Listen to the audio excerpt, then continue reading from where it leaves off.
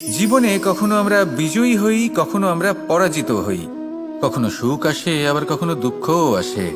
আর যখন দুঃখ আসে তখন আমরা আমাদের এই দুঃখ কারোর সাথে ভাগ করতে চাই।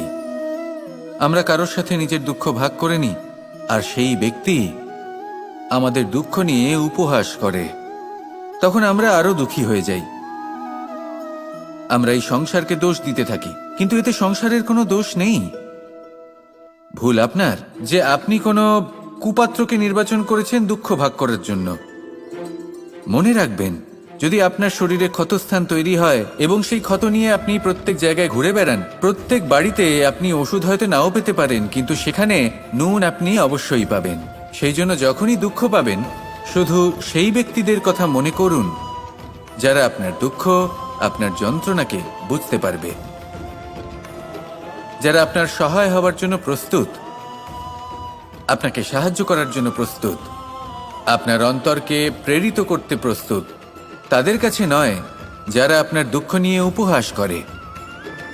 আসুন আর আমার সাথে ভালোবেসে বলুন, রাধা রাধা।